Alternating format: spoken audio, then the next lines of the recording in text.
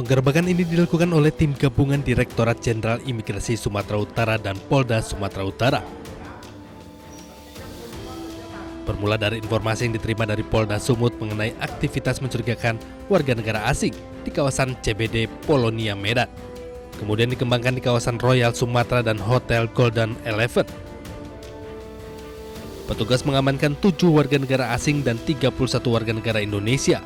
Mereka diduga sebagai penggerak jaringan penipuan daring. Modus sindikat ini memanipulasi identitas di media sosial seperti TikTok dan Instagram untuk mendekati serta mengoceh korban di luar negeri hingga mengalami kerugian finansial. Para pelaku secara khusus menargetkan pria berkebangsaan Jepang sebagai korban penipuan. Dirjen Imigrasi Sumatera Utara berkoordinasi dengan Kedutaan Besar Tiongkok dan Kedutaan Besar Vietnam di Indonesia untuk proses deportasi terhadap ke-7 warga negara asing tersebut, serta mengajukan pencekalan selama 10 tahun. Manipulasi identitas di berbagai platform media sosial seperti TikTok, Instagram, dan Threads untuk mendekati dan mengelabui korban yang berada di luar negeri hingga mengalami kerugian finansial. Saat ini penanganan perkara terus dikembangkan Dirjen Imigrasi bersama Polda Sumut. Dari Medan, Sumatera Utara, Ahmad Ridwan Nasution, iNews melaporkan. Astagfirullah. Kebakaran, mau. Peristiwa kebakaran di asrama militer Rindam 14 Hasanuddin di Kecamatan Somba Opu, Goa, Sulawesi Selatan terjadi sekitar pukul 13:55 waktu Indonesia Tengah. Api pertama kali muncul dari salah satu bangunan hingga merambat ke 5 bangunan rumah di dekatnya. Kobaran api yang terus membesar serta hembusan angin kencang membuat api cepat merambat ke bangunan lain. Warga pun panik berlarian keluar rumah. Berawal dari salah satu rumah di asrama tersebut yang terbakar, yang identifikasi sementara yang disebabkan oleh arus pendek listrik, sehingga merembet ke rumah-rumah yang lain, dan laporan terakhir itu ada 6 unit rumah yang terbakar. Tidak ada korban jiwa dalam peristiwa kebakaran ini. Kebakaran 6 rumah di asrama militer Rindam 14 Hasanuddin kini dalam penyelidikan Unit Reskrim Polsek Somba Opu. Dari Kabupaten Goa, Sulawesi Selatan, Bukma, iNews melaporkan.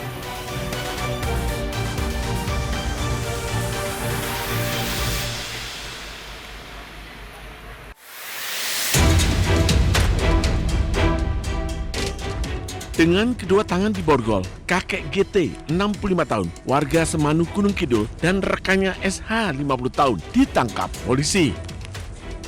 Kedua pelaku diduga terlibat pencurian dan penadah belasan sepeda curian di Sleman hingga Bantul, Yogyakarta.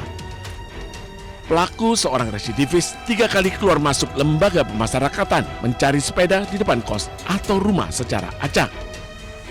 Petugas kemudian mengamankan pencuri dan penadah ke Polsek Berbah, menyita 14 unit sepeda seharga puluhan juta rupiah per unitnya yang hendak dijual pelaku secara offline dengan harga murah. Sewaktu korban hendak sholat subuh membuka pintu depan rumah, mendapati sepeda sudah hilang. Atas dan tersebut korban mengalami kerugian berupa 1 unit sepeda merek Polygon Stratos 55D, ses 5 warna putih seharga 17 juta rupiah dan dilaporkan ke Polsek Berbah guna proses lebih lanjut. Modus pelaku adalah pelaku mencuri sepeda saat kondisi sepi. Akibat perbuatannya, tersangka pencuri sepeda terancam 7 tahun penjara, sedangkan penadah barang curian terancam pidana penjara 4 tahun. Dari Sleman, Yogyakarta, Heru Trijoko, iNews melaporkan. Astagfirullah. Kebakaran, mau. Peristiwa kebakaran di asrama militer Rindam 14 Hasanuddin di Kecamatan Somba Opu, Goa, Sulawesi Selatan terjadi sekitar pukul 13:55 waktu Indonesia Tengah. Api pertama kali muncul dari salah satu bangunan hingga merambat ke 5 bangunan rumah di dekatnya. Kobaran api yang terus membesar serta hembusan angin kencang membuat api cepat merambat ke bangunan lain. Warga pun panik berlarian keluar rumah. Berawal dari salah satu rumah di asrama tersebut yang terbakar, yang identifikasi sementara yang disebabkan oleh arus pendek listrik, sehingga merembet ke rumah-rumah yang lain, dan laporan terakhir itu ada 6 unit rumah yang terbakar. Tidak ada korban jiwa dalam peristiwa kebakaran ini. Kebakaran 6 rumah di asrama militer Rindam 14 Hasanuddin kini dalam penyelidikan unit reskrim Polsek Somba Opu.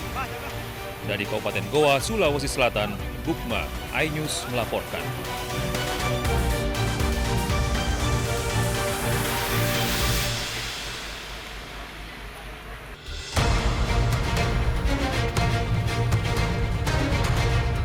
Bak kotak Pandora yang terbuka, tersangka korupsi MBG bertambah lagi. Kejaksaan Agung kali ini menetapkan Lalu Muhammad Iwan sebagai tersangka ke-7 dalam pusaran korupsi MBG. Kejagung menyebut Sekretaris Deputi Bidang Promosi dan Kerjasama Badan Gizi Nasional ini terlibat korupsi penjualan ompreng atau food tray.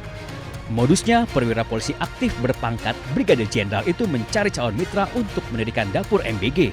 Syaratnya, mereka wajib membeli ompreng kepada perusahaan PT SGI. Belakangan terungkap PT SGI ternyata perusahaan yang sengaja ia dirikan. Jadi perannya adalah pada tahun 2025, ini saudara LM ini meminta saksi YCS dan RD mendirikan suatu perusahaan ya, dengan tujuan sarana untuk melakukan penjualan alat berupa food tray kepada calon mitra SPBG dengan harga yang sudah ditentukan oleh tersangka LMI ya. Walaupun sudah menetapkan 7 orang tersangka, Ketua Masyarakat Anti Korupsi Boyamin Saiman menyebut jumlah tersangka korupsi MBG kemungkinan akan bertambah. Boyamin juga mendesak Kejagung tidak hanya menetapkan tersangka, tetapi juga harus bisa mengembalikan kerugian uang negara.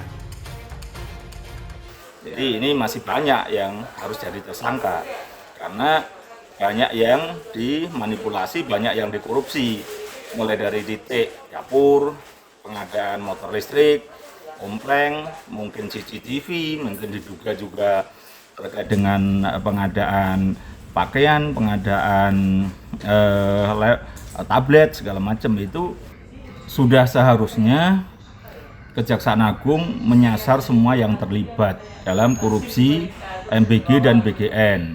Karena apapun ya, untuk pertama tujuan utamanya adalah pengembalian kerugian negara. Karena kalau tidak disasar nanti pengembalian kerugian negara akan minim. Penetapan Lalu Muhammad Iwan menambah jumlah petinggi Badan Gizi Nasional yang menjadi tersangka pencuri uang MBG.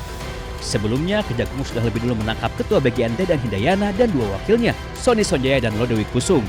Menyusul 3 tersangka lainnya dari pihak swasta, yakni Asep Yusuf Somantri, Glory Harima Sihombing, dan Andri Mulyono. Tim Liputan iNews melaporkan.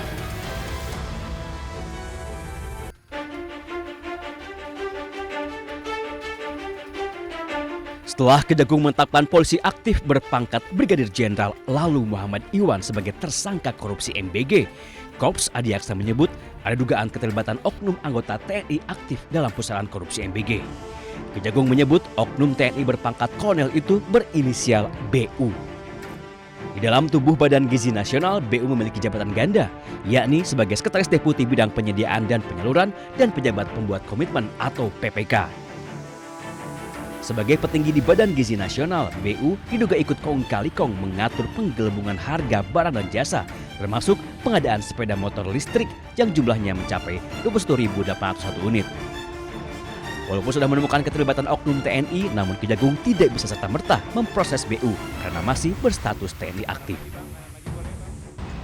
Penanganan terhadap oknum tersebut, yaitu saudara BU, itu dilaksanakan secara koneksitas bersama dengan penyidik pada Jaksa Agung Muda Militer. Jadi perkara itu termasuk sepeda motor ya, pengadaan sepeda motor itu karena ada keterlibatan oknum TNI aktif.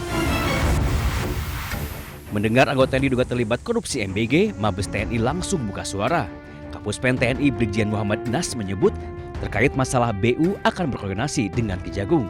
Jika terbukti korupsi, maka BU akan ditindaklanjuti sesuai ketentuan hukum. Dalam lingkaran korupsi MBG, Kejagung telah menetapkan 7 orang tersangka, 4 orang petinggi Badan Gizi Nasional, 3 lainnya dari pihak swasta. Tim Liputan Ainus melaporkan.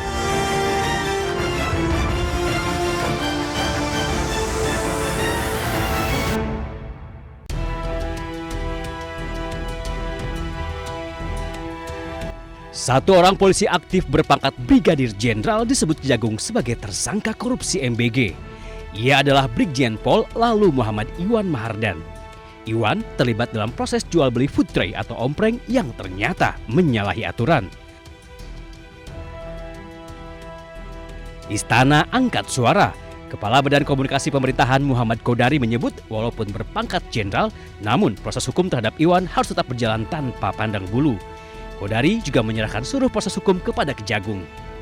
Kalau bicara aspek hukum, tentu semua harus kembali kepada aparat penegak hukum. Dan yang sedang memproses sekarang adalah Kejaksaan.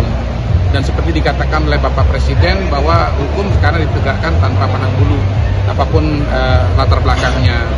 Jadi sebetulnya siapapun dimintakan pertanggungjawabannya sesuai dengan posisi dan pos yang sedang ditempati. Ya, jadi bukan karena latar belakangnya polisi, bukan karena latar belakangnya non-polisi, tapi karena memang masalah-masalah yang terjadi di saat beliau sedang ditugaskan di tempat yang di mana kasus itu terjadi, yaitu BGN. Intinya kita lihat saja proses yang akan berkembang ke depan dan akan diproses sebagaimana mestinya. Lalu Muhammad Iwan Mahardan menjadi tersangka ke-7 dalam pusaran korupsi MBG. Kejagung menyebut Iwan berbuat curang dengan mencari calon mitra untuk mendirikan dapur MBG. Namun, pemilik dapur dipaksa membeli food tray atau ompreng kepada perusahaan yang sengaja ia dirikan. Selain Iwan, Kejagung sudah menetapkan 6 tersangka lainnya, 3 diantaranya petinggi Badan Gizi Nasional. Mereka diduga kong kali kong dalam praktek jual beli dapur MBG. Tim Liputan Ainus melaporkan.